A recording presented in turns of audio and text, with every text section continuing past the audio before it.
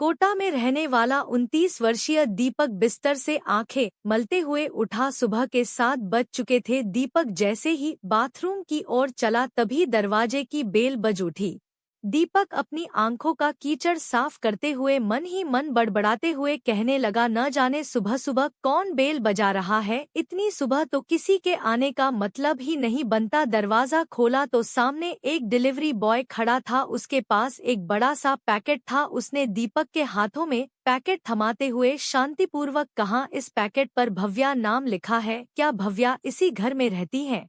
तब दीपक ने चिढ़ाते स्वभाव में कहा, भव्या तो मेरी पत्नी का नाम है, क्या लाए हो इस बड़े से पैकेट में?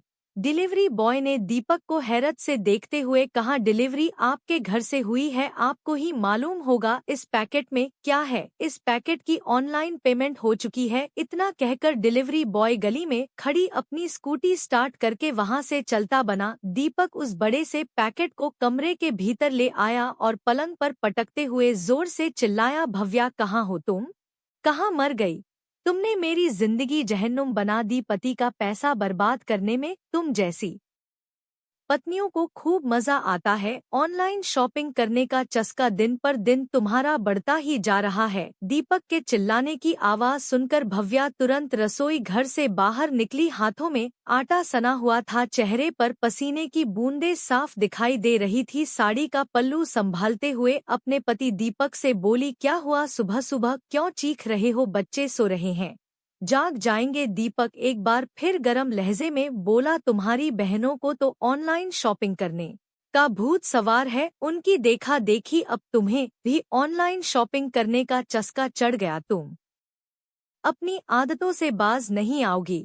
दीपक तमतमाता हुआ बाथरूम में चला गया। 1 घंटे बाद बाथरूम से निकला। अब तक भव्या ने जल्दी जल्दी खाना तैयार करके टिफिन टेबल पर रख दिया था। घड़ी में 8 बज चुके थे। दीपक को 9 बजे अपने दफ्तर पहुंचना था। दीपक ने स्कूटी की चाबी उठाई, तुरंत गली के बाहर पहुंचा और अपनी स्कूटी स्टार्ट करके बिना कुछ खाए पिए ही चला गया। भव्या खाने का टिफिन लेकर बाहर गली तक दौड़ी, खूब आवाज दी, लेकिन दीपक ने स्कूटी ना रोकी। दफ्तर में आज दीपक का मन काम में नहीं लग रहा था। उसके दिमाग में एक ही बात घूम रही थी, उसकी बीवी भव्या ऑनलाइन शॉपिंग करके फिजूल में अपने पति का पैसा बर्बाद करती है।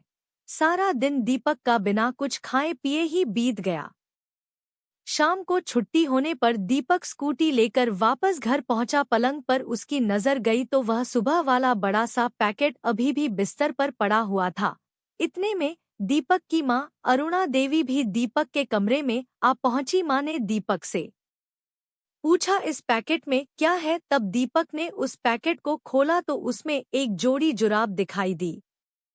दीपक को याद आया, कुछ दिन पहले उसकी जुराब फट चुकी थी, किंतु समय न मिलने के कारण वह मार्केट नहीं जा पाया था। दीपक ने पैकेट को और खंगाला तो उसमें एक लिफाफे में किताब थी। वह किताब देखकर दीपक की मां खुशी से बोली, इस लेखिका की किताब को मैंने कहाँ कहाँ नहीं ढूंढा पर ना मिली। परसों ही मैंने भव्या को इस किताब का जिक्र किया था और उसने मेरे लिए ऑनलाइन किताब मंगवा दी। पैकेट के भीतर एक नीले रंग की टोपी दिखाई थी। अरुणा देवी ने टोपी उठाते हुए कहा, तेरे बाबूजी तुझसे कितनी बार कह चुके थे कि गर्मी शुरू हो चुकी है, बाहर निकलने पर नंगे सर में धूप लगती है, इसलिए एक नीले रंग की टोपी खरीद कर ले आ, मगर तूने कई बार अनसुनी कर दी। चलो अच्छा हुआ बहू ने ऑनलाइन से इन जरूरत की चीजों को घर बैठे ही मंगवा लिया। अरुणा देवी ने सब चीजों को देखकर हिसाब लगाया, 900 रुपयों का सामान होगा।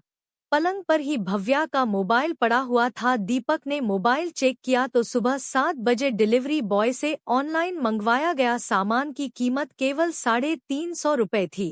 तब कौशल्या देवी ने अपने बेटे दीपक को बताया, पहले एक एक सामान के लिए दुकानों दुकानों भटकना पड़ता था और दुकानदार हर एक सामान की कीमत बढ़ा चढ़ाकर बताते थे। जब से ऑनलाइन शॉपिंग का सिस्टम शुरू हुआ है, कम दामों में ही हमें घर बैठे जरूरत की चीजें मिल जाती है। बाहर मार्केट में जो सामान 2000 रुपए का है, वही सामान ऑनलाइन शॉपिंग में 1500 रुपए का मिल जाता है। आजकल की पढ़ी लिखी भव्या जैसी महिलाएं परिवार चलाने में और 2 पैसे जोड़ने में सबसे आगे है। दीपक ने इधर-उधर नजर दौड़ाई, फिर छत पर पहुंचा तो भव्या ऊपर वाले कमरे में बच्चों को ट्यूशन पढ़ा रही थी। दीपक तुरंत भव्या के पास बैठते हुए बोला, आज सुबह जो मैंने तुम्हारे साथ बुरा बर्ताव किया उसके लिए क्षमा मांगता हूँ। मेरी समझ में आ चुका है, पत्नियां हमेशा गलत नहीं होती और ना ही ऑनलाइन शॉपिंग।